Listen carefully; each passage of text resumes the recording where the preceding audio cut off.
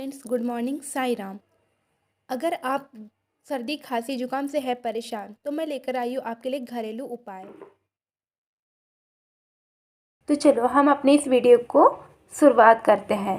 तो हमने लिया है खलबत्ता। यह छोटा खलबत्ता है जिसमें आसानी से सारी चीज़ें कूट मतलब जो भी चीज़ें हम डालेंगे वो आसानी से कूट जाएंगी। तो सबसे पहले हम लेंगे अदरक। मैंने 2 इंच अदरक लिया है।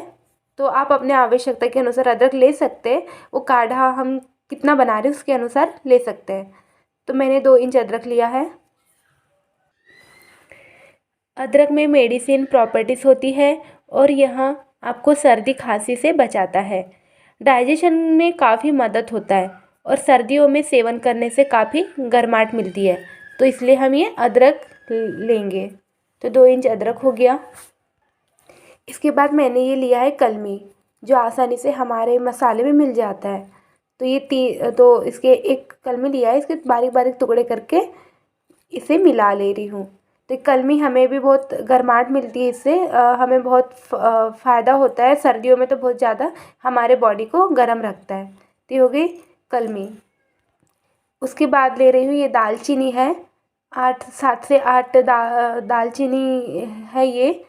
तो ये भी हमें गर्माहट, हमारे बॉडी को गर्माहट देता है और हमें बैक्टीरिया, फंगस, इन सब चीज़ों से बचाता है। इन्फेक्शन, अगर हमारे बॉडी में किसी चीज़ का इन्फेक्शन हो रहा है या फिर हमें किसी से एलर्जी है तो उसमें भी ये हमें राहत मिलती है। तो हम ये ले लेंगे दालचीनी। उसके बाद है ये काली काली इलायची। काली इलायची से हमें ये तो गर्माहट देता ही है, इसलिए इसे गरम मसाला भी कहा जाता है। अभी तक के हमने जो भी लिया है तो ये इसे गरम मसाला कहा जाता है, तक क्योंकि इससे हमें बॉडी में गर्माहट मिलती है।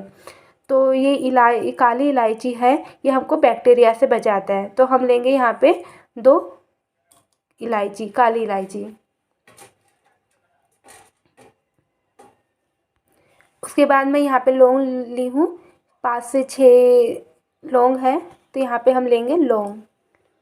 उसके बाद हमने ये इलायची ली है, हरी इलायची। उसके बाद हम डालेंगे हरी इलायची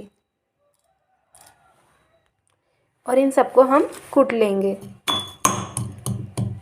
तो आप इस तरह सारी चीज़ों को मिलाकर कूट सकते हैं।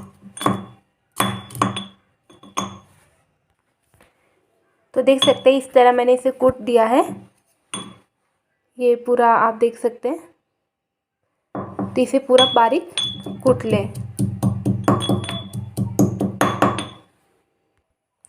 फिर आप एक पतीला ले लें जिसमें आपको काढ़ा बनाना हो और इसमें थोड़ा पानी डाल दें।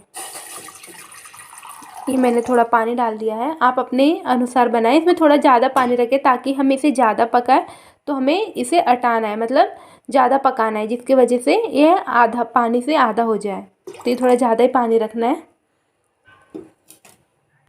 इसके बाद हमने जो भी चीज़ें कूटी है वो सारी चीज़ें इसमें मिला दें।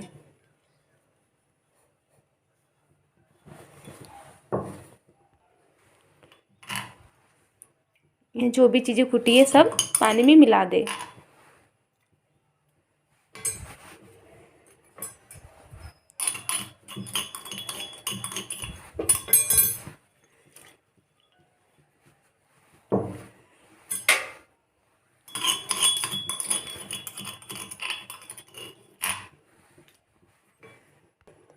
इसके बाद इसमें थोड़ा सा अजवाइन डालें अगर आपके पास है तो। ये अजवाइन है, मैं थोड़ा सा अजवाइन मिला दे रही हूँ। थोड़ी हल्दी ले लें।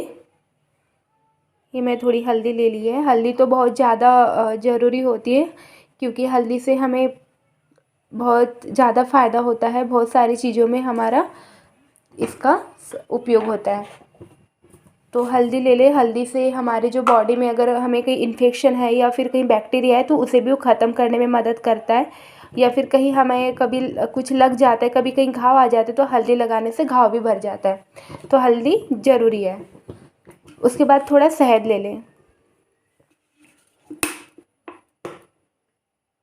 थोड़ा शहद है। शक्कर ना ले। शक्कर लेने से आपका जो काढ़ा है वो नुकसान भी हो सकता है। नुकसान तो नहीं होगा पर ऐसा है कि काढ़ा है जो वो काढ़ा का महत्व उतना नहीं रहेगा, इसलिए शक्कर की जगह गुड़ ले या शहद ले।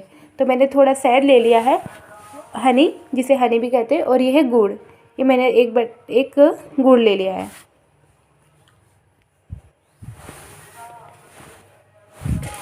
उसके बाद थोड़ा नींबू है, थोड़ा नींबू ले ले, नींबू का रस।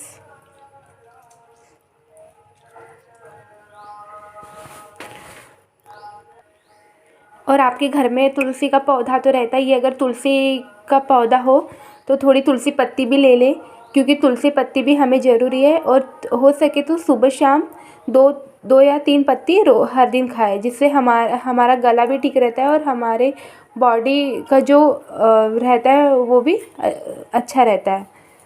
तो ये थोड़े पत्ते ले ले। यहाँ मैंने थोड़ी हरी गौती पत्ती ली हूँ, जो चाय पत्ती भी कहते हैं, और थोड़े तुलसी के पत्ते। उसके बाद थोड़ा काला नमक ले ले, जिसे हम संध्यागंधा नमक भी कहते हैं, वो भी आप ले सकते हैं। तो मैंने थोड़ा संध्यागंधा नमक ले लिया है। तो इस तरह ये सारी चीज़ें को मिलाकर ये काढ़ा बना है। ये सारी चीज़ें तो घर पर आसानी से मिल ही जाती है, और आपके घर में भी किचन में तो रखी होगी। और ये सारी जो चीज़ें हैं नेचुरली चीज़ें हैं, जिसमें हमें कोई नुकसान नहीं है। तो आप देख सकते हैं ये आसानी से घर पर ये चीज़ें मिल गई है, और इसे अभी उबाल आ रही है, और इसे अच्छा पकने देना है जब तक ये पूरा पक के आधा ना हो जाए, तब तक पकने देना है। देखिए आप देख सकते हैं इसे उबाल आ चुका है और ये अच्छा पक रहा है। चम्मच में इसलिए चला रही, इसमें जो गुड़ है वो आसानी से घुल जाए।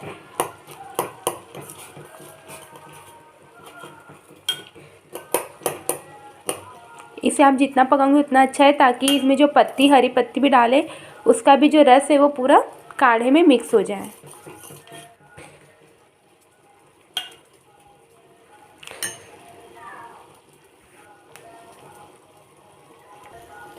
तो ये काढ़ा हमारा बनके तैयार है।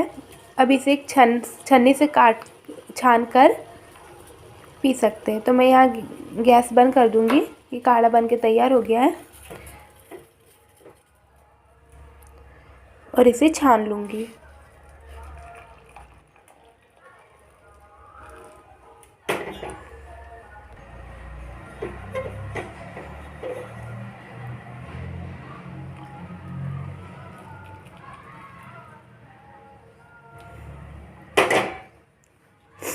देखिए मैंने छान लिया है,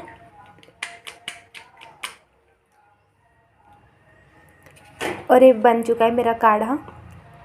अगर आपको ये काढ़ा पसंद आए और इससे आपको फ़ायदा हो तो मुझे कमेंट करें। और अगर मेरा यह वीडियो आपको अच्छा लगे तो लाइक करें, शेयर करें, सब्सक्राइब करें, और आप ये काढ़ा आप भी पीकर देखें। Okay, bye bye, thank you.